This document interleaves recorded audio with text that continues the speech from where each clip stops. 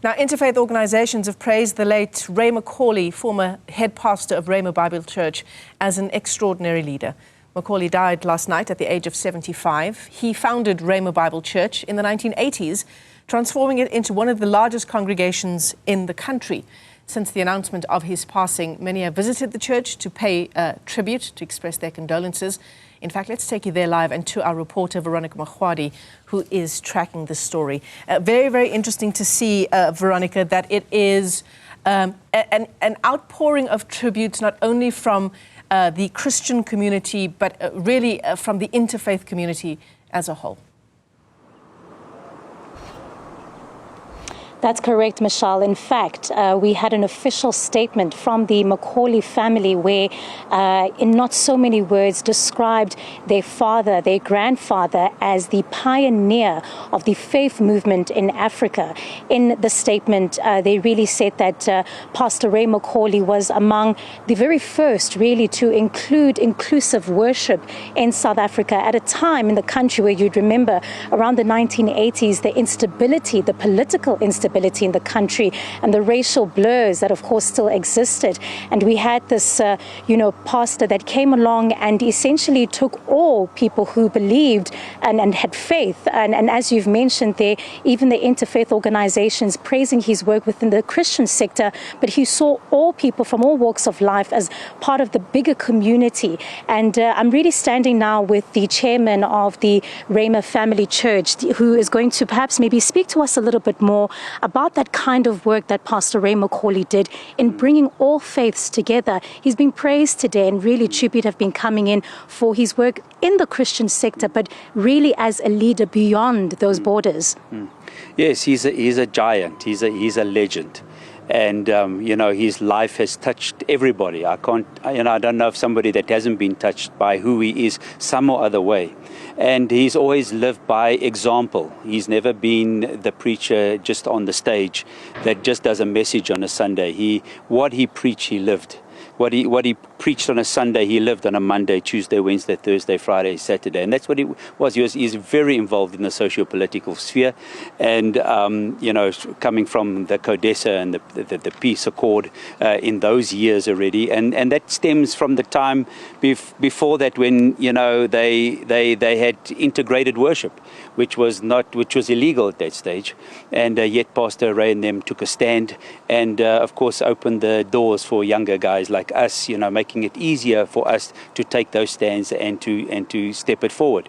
But thinking of Pastor Ray, the last time I remember is when I was with him, we did a walk here, a toy walk here in Diepsloot, service delivery, and I think that was like 6 or 7 years ago, and he took me there on a march with him. So that's always been Pastor Ray, always standing for the marginalized, for the broken, for the hurt, always been there, never just about himself, but always about others. Yeah.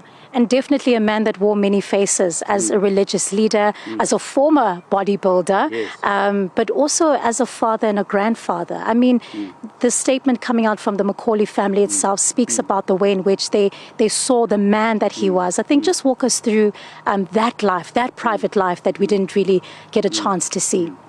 Yes, well, I can only speak from what I observe, but looking at the family, starting off with Pastor Josh and his great wife, Pastor Tara, and with their family, and how he believed in them to take over this work, 2 years ago.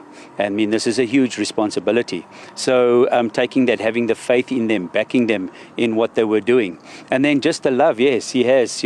I had the privilege of being, at his birthday last week. So it was. I came in from Moscow.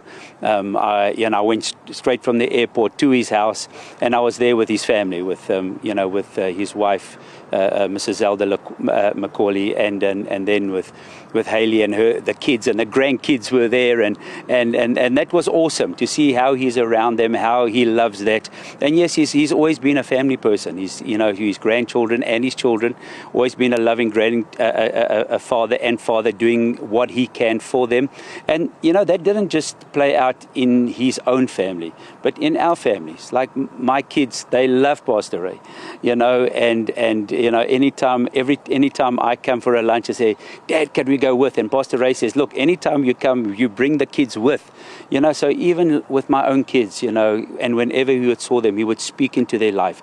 And I think that's really the mark that Pastor Ray made, is that when you connect with him, it's not superficial.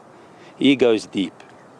He speaks deep. And like with your children, he'll just say, you know what, you've got it. You've got, God's got a plan for your life. He speaks into their life. He prophesies into their life. Yeah. And you speak, of course, about the fact that he had stepped back from the church activities for some time now. His last days, I know he did, of course, pass away at home yesterday, but just walk us through how he was in his last days. Pastor Ray was strong in his last days, and and he saw different people, and his friends visited, that were from overseas. So he saw some of his friends. We were with him last week, and Pastor Ray was strong. So it was it was unexpected, although his health was frail over the years. So we knew, his health is frail, but in the last week and this week, he was strong. So, we didn't expect it. And he preached here. He preached here 2 weeks ago. Awesome message, standing behind the pulpit. He preached the message, preached his heart out. So in the last days, he was a giant. He's a legend. And we call him the African lion because he roars. He doesn't back away from a fight. And right till the end, that's who he was. He was the fighter, standing for people. Thank you so much for your time. A tribute there from the chairman of the Rhema Family Church. Back to you, Michelle. Thanks very much indeed for that update.